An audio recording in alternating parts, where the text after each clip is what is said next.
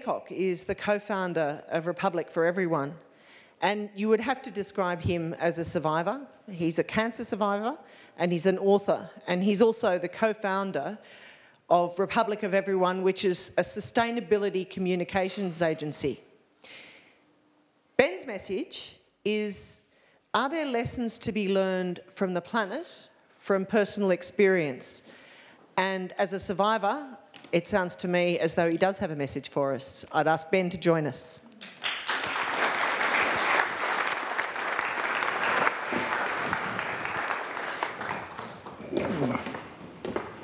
Thank you.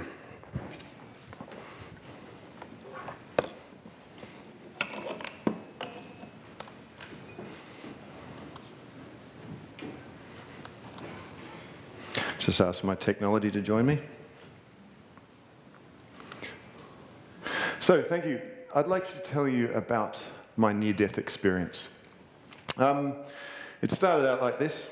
I was out on a buck's night. That was the buck. He was getting married, not to me as it may appear in this photo, but to his own beautiful wife. The thing about this buck's night, though, is no matter how hard I tried to be a good buck. I drank all the beers, I did all the shouts, but I had this pain in my back that just would not go away, no matter what I did. When I felt this pain in my back, it sort of went all the way through to my groin and sort of down into my testicle, of all the strange places for a pain to be. And I thought, this isn't right. So about 3 o'clock in the morning, I took myself to the bathroom in a pub in Sydney, and I sort of felt where it was starting to hurt, and I found a lump on my testicle. I thought, this is not good, this should not be here. I went straight out the pub, I got straight in a cab, I went straight home, I only stopped to get a kebab on the way. True, that is true. Next day I went straight to the doctor. He said, a lot, and he sent me for an ultrasound. And that's when I got those fateful words when they looked at the ultrasound and they said, you've got cancer. You can imagine the impact this has on your life. I was 33 years old, and I suddenly felt like it was all going to fall down around me. It was my 1-year wedding anniversary. All I could think about was my wife and the fact that we may not get to live to see wedding anniversary number 2. The next day was the Tuesday, and I was in there under the knife at 6 a.m. getting my first operation. It didn't really get any better from there. A week later, I had a second operation. It's called an RPLND. If you were to feel under your solar plexus to where your pelvis starts, it's about 1 foot. I had an incision that goes all the way down through there, and they took all my guts out, and they put them on a tray, and they pulled all the lymph nodes from around my spine. When they finished, they put all my guts back in. But as you can imagine, just like when you dig a hole and the dirt doesn't fit back in, the guts didn't fit back in either. So for 6 weeks, I couldn't even walk. I couldn't stand up straight. It took me a year to be able to do a sit-up. That's the sort of pain. When I kindly could stand up and walk properly, my reward was 4 rounds of chemotherapy. To understand chemotherapy, you have to understand it's designed to kill you. Basically, they try and poison your body and kill the cancer before you die. It is chemicals going through your body that dissolve the inside of your mouth lining, they dissolve the inside of your stomach, they make your hair fall out. You get up every day and you throw up. The only people who kind of understand are the people in the ward with you who you call your chemo-subbies.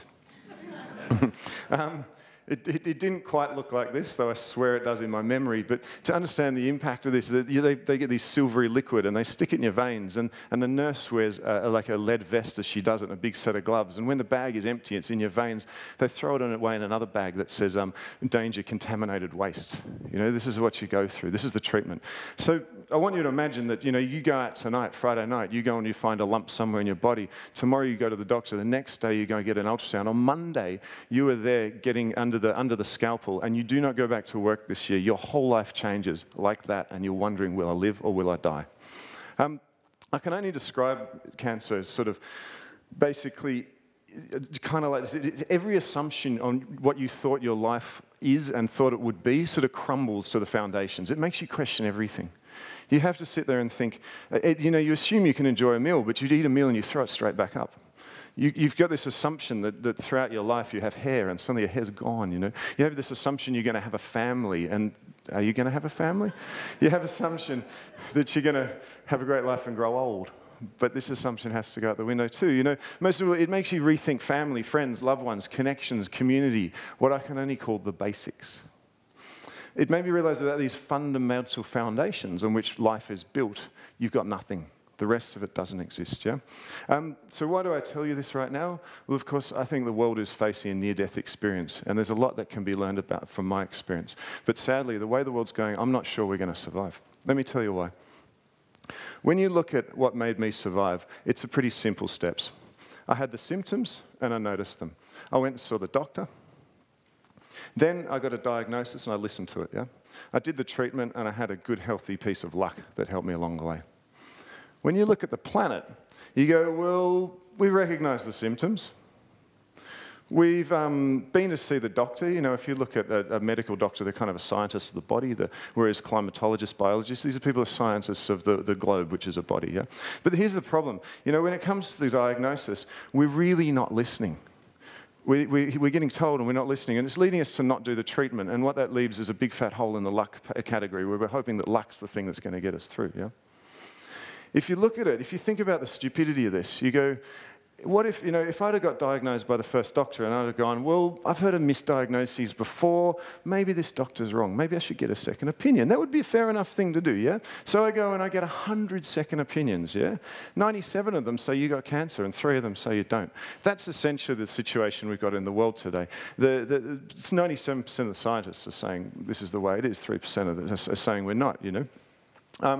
The diagnosis is real, the treatment is clear, we just won't believe it, you know? Because I think that science makes you act, science makes you think, but passion makes us act. And what we're proving is that we're passionate deniers that something so cataclysmic could actually be happening to us. How passionate? Well, 74%, this is global figures, this is kind of out of America, but 74% not convinced or deny that humans are causing climate change. And that's one of many environmental issues. Why? Because that's how humans think. That's kind of how blokes think. Let me give you an example. I sit on the Men's Health Committee for the Cancer Council New South Wales, and we've got one job to do, and that is to convince guys to try and survive cancer. If you look at how things go, basically, men in any cancer, pretty much you can imagine, are more likely to die of cancer. For lip cancer, it's 5 times. For larynx cancer, it's 5.3 times. Esophagus, 4 times. Lung cancer, we're more than 2 times more likely to die of cancer. Yeah? If you're a smoker, you start to think twice at this point. Yeah, but it's not just all cigarette-related. It's bowel cancer. I had testicular cancer. No woman has ever died of that. Yeah? So the Cancer Council suspects there's 2 things going wrong here. First of all, we men think we're indestructible, yeah? We think we can drink, we think we can smoke, we think we can consume, pollute our bodies, yeah? Without consequence. Yeah, consequences happen, but that guy, not me, yeah? The second is we're not very good at facing the truth.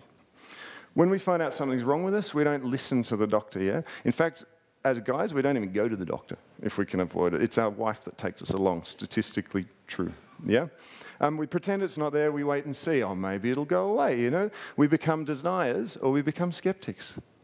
We start to seek easy, fast solutions everywhere from people with no qualifications whatsoever, and the internet is full of them. I pulled out a few of my favourites. This is Jim. He's been preparing remedies for cancer sufferers since 1954, sorry. This particular one is maple syrup and baking soda for 3 weeks, but don't go past 3 weeks. I'm not surprised that Jim is still a truck driver. Yep. I thought this one was pretty good too. This is the onion treatment. You have to get an onion, squeeze it through cheesecloth, drink it as juice twice a day for 40 days. If that does not work, another 40 days. I don't know which is going to kill you first, the onion juice or the cancer, yeah? But, you know, we laugh at this stuff, and we think these people are a bit silly, but when it comes to the earth, this is us. When it comes to what ails the earth, this is us, looking for different solutions, yeah? Let's go back to this guy. Nothing, you know, about him. It's just a photo I found on the internet, you know? We're more likely to experience a life-threatening event and less likely to survive it. And here's my problem, is when I look at this bloke, I come up with this theory, and it's just my theory, but when you look at who's running the world, you go, you know, nothing particularly against these individuals, well, not all of them, but as a demographic, the same blokes who die of cancer are the same people who are in our government running the countries, same people who are our CEOs, and the same people who are the people we listen to who are on broadcast radio. There is a demographic joining here of denying. We're all hoping that step 5, luck, is going to be the amazing thing that saves the day, yeah? So we know what we have to do, we're just not doing it. And me standing up here saying all this is probably not really going to change anything, yeah? What I'm hoping is this last bit just might give people food for thought, yeah? You see, I'd done the treatment. It was no fun at all, I can tell you, yeah? But I'm out the other side, and what I can tell you is that life on the other side of the treatment is very different to life before. Yeah? When you face death and you learn to appreciate the basics in life, yeah? On which everything is built, the most important things in life, and life is a better place to be. On a personal level, it's things like stop worrying about all the little things and the details and just take care of the big stuff. The details don't matter that much, yeah? If you missed the bus, or I've got the 44-inch telly, I want the 46-inch. Does my bum look fat in this? These are not important things in life, but we fill our heads with them. When you're worried about losing it all, you learn there's no other worry can come close to this. On a more important level, it's community, it's family, it's friends. That's my family up there, and I couldn't appreciate them more. When I was lying in a bed wondering, will I live, will I die, all I wanted to do was spend time with loved ones. Yeah? It's funny, you suddenly, all those emails, all those jobs, you don't want to know about them. You just go, give me the people I care about. Yeah? And before, when you don't have this, you sort of go, oh, but they're always there. They'll wait. I've got to do this other stuff. Suddenly it becomes front and center, so important, the important things in life. Yeah? When you feel that time is limited, you seek quality time and quality experiences, and you stop seeking stuff. I think there's a really good lesson in that for the world. I like this quote, though. I think it's a little bit harsh. I don't think it's too weak. Maybe, probably too scared is a better way of putting it. But there's truth in it, yeah?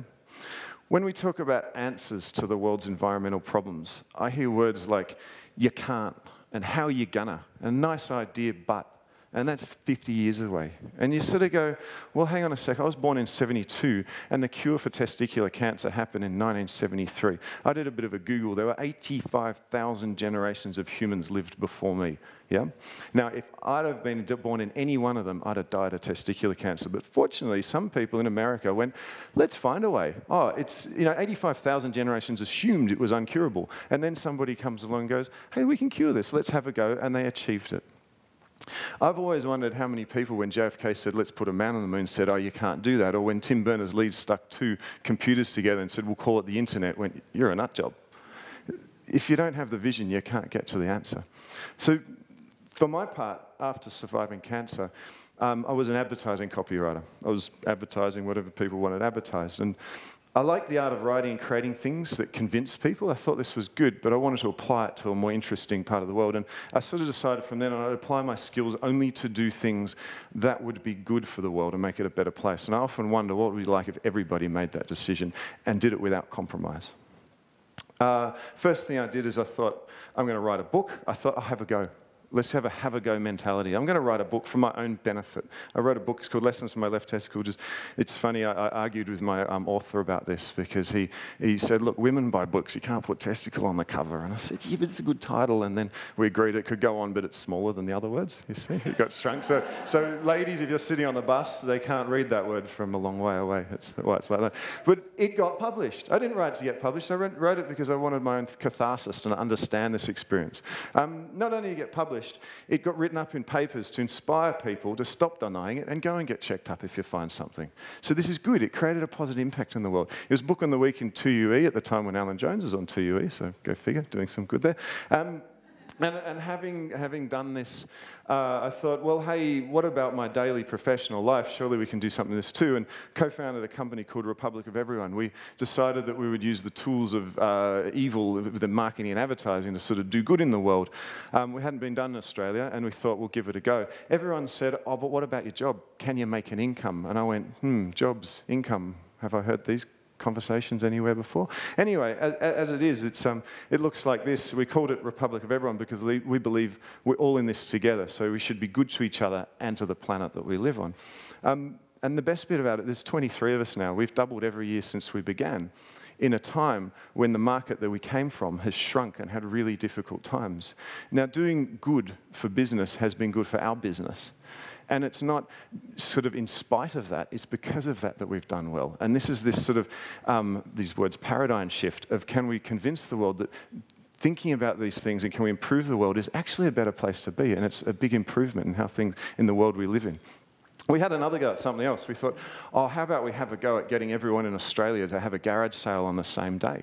We thought, everyone would have a bit of fun, get a few bargains, meet a few neighbours, and we'd shuffle stuff around the neighbourhood, out of people's cupboards and into others, and give it a new life. It'd be sustainability, but people wouldn't know they were doing it. We thought, this is a good idea. So we put it out there. It's in year 3 now, and last year we redistributed 2.5 times the height of Everest worth of stuff around Australia. Next year it's looking like it'll go to the UK. So these are the things, just have a go. Overall, look, ladies and gentlemen, I have faced a near-death experience, and I believe the world is facing a near-death experience. I think you can see the parallels here. We know we have a problem. We just need to start listening to our doctors and do the treatment, even if we're a bit scared of it. It will have some short-term discomfort. I can tell you that because I've been through it. It hurts. But life is a whole lot better on the other side. I believe if we can face up to this near-death experience, it'll help us appreciate the basics and realise that these basics are what the rest of the life is built on, so we should start valuing these basics. I think we've gained the courage to stop listening to the naysayers and start having a go. And I believe we'll be pleasantly surprised to find that we are indeed the lucky ones, and that we have the chance not only to survive, but in the great cliche, but to thrive because of it. Thank you very much.